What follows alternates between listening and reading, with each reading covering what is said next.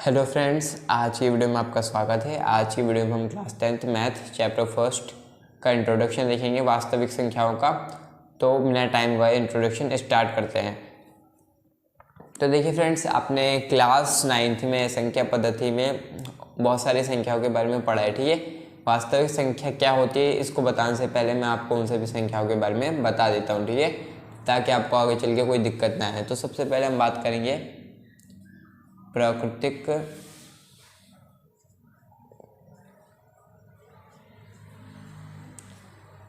संख्याएं क्या होती हैं, ठीक है।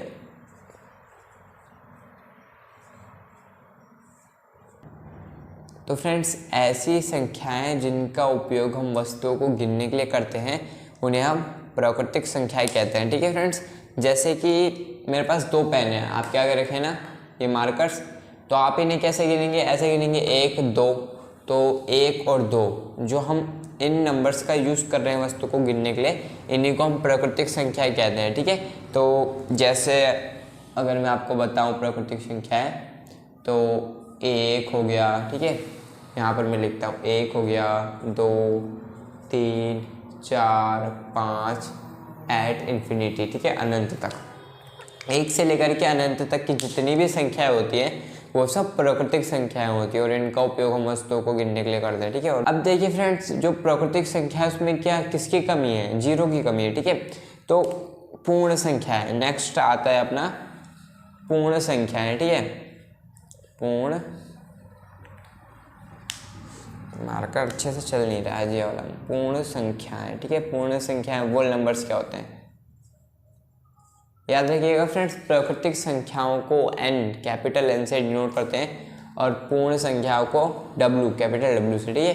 तो पूर्ण संख्याएं क्या होती हैं, जो भी आपके पास प्राकृतिक संख्या है 1 2 3 4 5 6 7 8 9 10 एट इन्फिनिटी, ठीक है, अनंत तक, 1 से लेकर के अनंत तक की जितनी भी संख्या है वो क्या है, प्राकृतिक संख्या है। जब आप उन संख्याओं में जीरो जोड़ दोगे, जीरो से उन्हें स्टार्ट करोगे, 0 1 2 3 4 5 एट अनंत तक, ये चलता ही जा रहा है, कभी ख़त्म नहीं होगा, तब ये क्या है, तब ये पूर्ण संख्याएं बन जाएंगी, ठीक है। तो याद रखिएगा, प्राकृतिक संख्याओं में जीरो आप जोड़ते ही, जीरो लगाते ही वो पूर्ण संख्या बन जाती है, ठीक है। इसको याद करने का एक सिंपल ही सूत्र बताता हूँ। पूर्ण संख्या क्या होती है, W बराबर 0 प्लस n। n क्या है, n प्राकृतिक संख्या है, नेचुरल नंबर से, ठीक है। तो ये चीज़ है, आप समझ गए होंगे आई होप, प्राकृतिक संख्याएं क्या होती हैं, पूर्ण संख्याएं क्या होती हैं। अब हम बात करने वाले हैं पूर्णांक की, इंटीजर्स क्या होते हैं, ठीक है। अब हम बात करते हैं इंटीजर्स की, पूर्णांक। देखिए, प्राकृतिक और पूर्ण संख्याएं, मैंने यहाँ पर देखिए, आपने संख्या रेखा देखी होगी, लाइक लेफ्ट हैंड साइड उसके माइनस के नंबर्स होते हैं, right hand side positive numbers होते हैं, बीच में जीरो होता है। तो 0 1 2 3 4 5 ये जाएगा इन्फिनिटी तक, और माइनस का 1 माइनस का 2 माइनस का 3 माइनस का 4 माइनस का 5 इधर भी ये इन्फिनिटी तक जाएगा। ये होते हैं पूर्णांक, ठीक है, इंटीजर्स। इंटीजर्स में आपको पॉजिटिव नंबर्स भी दिखेंगे, जीरो भी दिखेगा और नेगेटिव नंबर्स भी दिखेंगे, ठीक है। और संख्या रेखा पे आपने देखा होगा ऐसी होती है, देखिए संख्या रेखा ऐसी एक रेखा होती है, बीच में जीरो होता है, इधर सब पॉजिटिव होता है 1 2 3, इधर सब नेगेटिव होता है -1 -2 -3, ठीक है। तो ये संख्या रेखा पे जो नंबर्स आपको दिख रहे हैं, दर्शाए गए हैं, जो लिखे गए हैं, यही नंबर्स नेगेटिव पॉजिटिव और जीरो ये सब मिलकर के क्या बनाते हैं, इंटीजर्स बनाते हैं, ठीक है। ये सभी मिलकर के इंटीजर्स बनाते हैं, ठीक है। इंटीजर्स यही होते हैं। अब हम बात करेंगे अभाज्य संख्याओं की और भाज्य संख्याओं की, क्या होते हैं, ठीक है।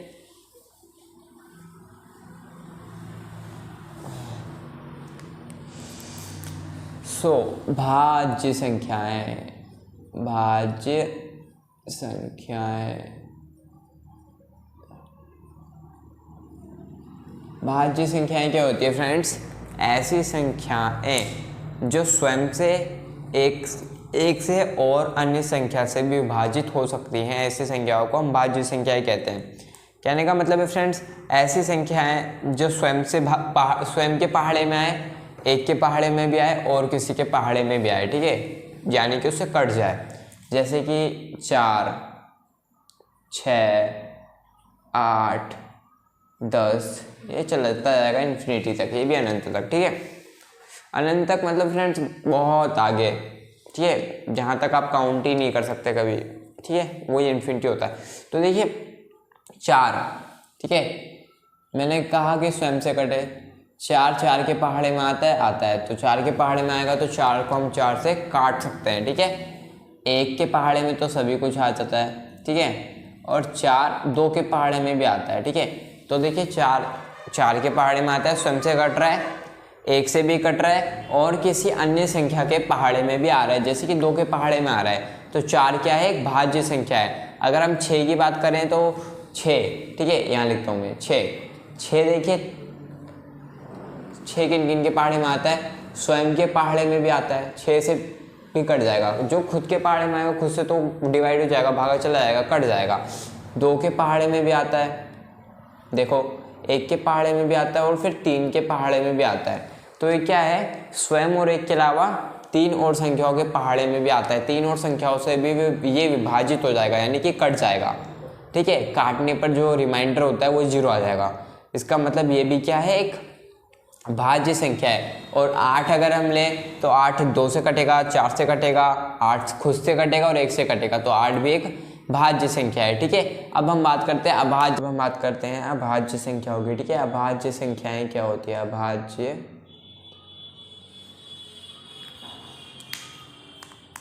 संख्याएं। देखिए फ्रेंड्स, इंट्रोडक्शन वीडियो इसलिए ये काफ़ी बड़ी नहीं होगी, इसके बाद एक्सरसाइज की वीडियो अच्छी खासी लंबी होगी, ठीक है। तो बोर मत होइएगा, आराम से देखते जाइए। अभाज्य संख्याएं क्या होती हैं, तो अभाज्य संख्याएं ऐसी संख्याएं फ्रेंड्स जो 1 से कटे, ठीक है, स्वयं से कटे सिर्फ, यानी कि अभाज्य संख्याएं ऐसी संख्याएं होती हैं जो स्वयं से विभाजित होती है और 1 से विभाजित होती है, यानी कि 1 के पहाड़े में आती है और खुद के पहाड़े में आती है, उसके अलावा किसी और के पहाड़े में नहीं आती है। ऐसी संख्याएं क्या होती हैं, जैसे मैं अगर आपको बताऊं तो 2, ठीक है, 2 एक सम संख्या भी है और अभाज्य संख्या भी है, याद रखिएगा। 2 के बाद हो गया 3, 5, 7, ठीक है, 11, 13, 17 डॉट डॉट डॉट चलता जाएगा ये भी। तो अब देखिए फ्रेंड्स, 2 क्या है, 2 किस किस के पहाड़े में आता है, 1 के पहाड़े में आता है और खुद 2 के पहाड़े में आता है, ठीक है। स्वयं से विभाजित होगा, खुद के पहाड़े में आ रहा है तो खुद से विभाजित होगा, ठीक है। और 1 के पहाड़े में आ रहा है, 1 के पहाड़े में तो खैर सभी कुछ आ जाता है, ठीक है। और 3 को देखिए, 3 भी 1 के पहाड़े में आता है और स्वयं के पहाड़े में आता है। 5 भी 1 के पहाड़े में आता है और स्वयं के पहाड़े में आता है, ठीक है। कहने का मतलब आप समझ रहे होंगे, ऐसी संख्याएं जो खुद के पहाड़े में आए, ठीक है, और खाली 1 के पहाड़े में आए, उसके अलावा कोई और संख्या उन्हें ना काट पाए, कोई और संख्या उनका जो रिमाइंडर होता है वो 0 ना ला पाए, ऐसी संख्याओं को ही हम क्या कहते हैं, अभाज्य संख्या कहते हैं। 2, 3, 5, 7, अब आप 7 ही ले लो, 7 2 के पहाड़े में आता है, नहीं आता है, 3 के पहाड़े में भी नहीं आता है, 4 के पहाड़े में भी नहीं आता है, 5, 6 के पहाड़े में भी नहीं आता है, 5 के पहाड़े में भी नहीं आता है, केवल और केवल 7 के स्वयं के पहाड़े में आता है और 1 के पहाड़े में आता है, यानी कि स्वयं से ही उसमें भागा दिया जा सकता है और 1 से, ठीक है। और किसी संख्या से आप भागा देंगे तो आपका आंसर पॉइंटों में आएगा, ठीक है, रिमाइंडर शून्य नहीं आएगा, ठीक है, ये बात याद रखिए बस। तो ऐसी संख्याओं को ही हम अभाज्य संख्या कहते हैं, ठीक है। अब इसके बाद हम बात करते हैं परिमेय संख्या होगी, ठीक है। परिमेय संख्याएं क्या होती हैं, देखिए सम और विषम संख्याओं के बारे में आप जानते होंगे, 2, 4, 6, 8, 10, 12, ठीक है, ये सब सम संख्याएं, ऐसी जितनी भी संख्याएं जिन्हें आप 2 से काट सकते हैं, वो कट जाए 2 से भागा देने पे, जो शेषफल है वो आपका शून्य आ जाए, तो ऐसी संख्याओं को आप सम संख्या कहेंगे। और 2 से भागा देने पर जिनका शेषफल शून्य ना आए, वैसी संख्याओं को आप विषम संख्या कहेंगे, जैसे 1, 3, 5, 7, 9, 11, 13, 15, 17, ठीक है। तो इसके बारे में बताना उतना ज़रूरी नहीं है, ठीक है। तो अब हम बात करते हैं परिमेय और अपरिमेय संख्याओं की। तो फ्रेंड्स, अब हम बात करेंगे परिमेय संख्याओं की। परिमेय संख्या क्या होती है, ठीक है, परिमेय संख्याएं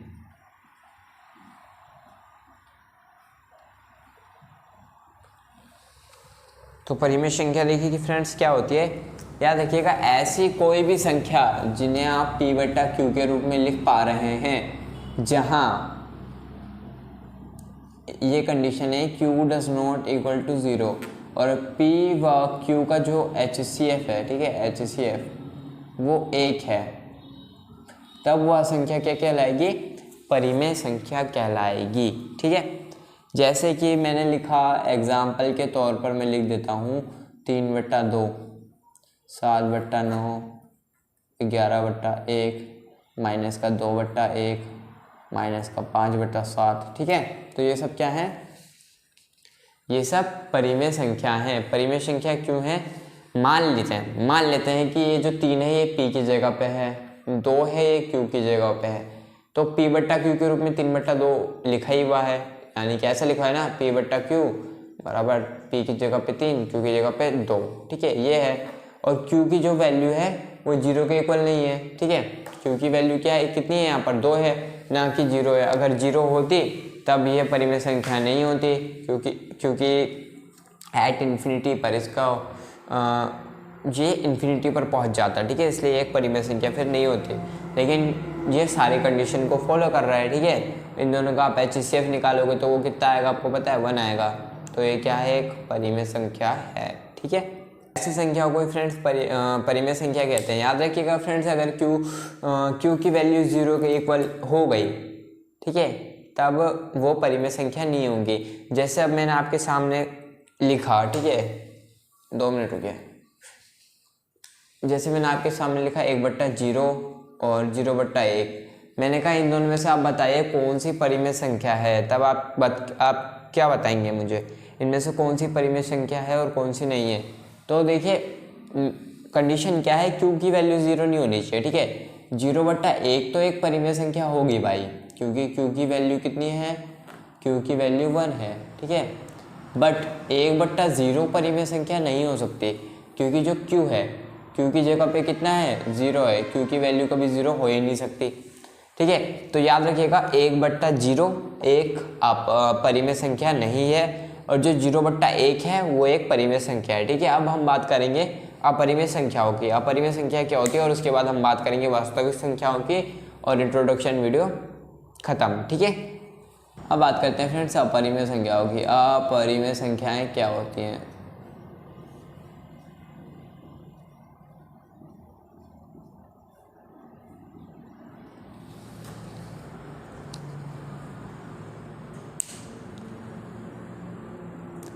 देखिए फ्रेंड्स, अपरिमेय संख्या परिमेय संख्या का उल्टा हो समझ लीजिए। ठीक है, ऐसी जो संख्याएं जिन्हें आप p/q के रूप में नहीं लिख सकते, वही संख्याएं क्या हैं, अपरिमेय संख्या कहलाती हैं।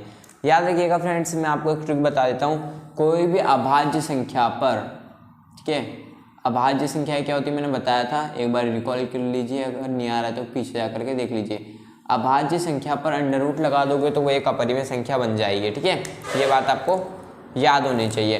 अगर मैं आपको एग्जाम्पल दूँ तो 2 एक अभाज्य संख्या है, 3 अभाज्य है, 5 अभाज्य, 7, 11, इन सब पे मैंने अंडर रूट लगाते ही एक अपरिमेय संख्या बन गई। ठीक है, याद रखिएगा ऐसी संख्याएं जिन्हें हम p/q के रूप में नहीं लिख सकते, वह संख्याएं अपरिमेय संख्या कहलाती है। ठीक है, जैसे एग्जाम्पल के लिए under root 2, under root 3, under root 5, under root 60, under root 11, under root 13, ठीक है, अंडर रूट 17, ये सब क्या है, अपरिमेय संख्याएं हैं। ठीक है, अब हम बात करेंगे फ्रेंड्स वास्तविक संख्याओं की, और हमारा इंट्रोडक्शन कंप्लीट। ठीक है, तो देखिए फ्रेंड्स, अब हम बात करेंगे वास्तविक संख्याओं की। वास्तविक संख्याएं क्या होती हैं भाई। फ्रेंड्स, इससे पहले मैंने ये सभी संख्याओं के इस बारे में इसलिए पढ़ाया ना, इन सभी संख्याओं का कलेक्शन, एक कलेक्शन ही वास्तविक संख्या कहलाता है। ठीक है, वास्तविक संख्या की डेफिनेशन यह है, ऐसी संख्याएं, ऐसी नहीं, ये नहीं है यार, गलत लिख दिया मैंने। हाँ, परिमेय और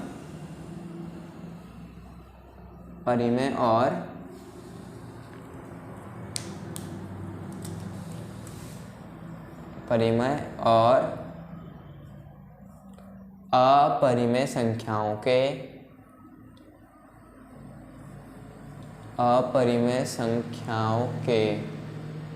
कलेक्शन, यानी कि संग्रह को ही परिमेय संख्या कहते हैं। ठीक है,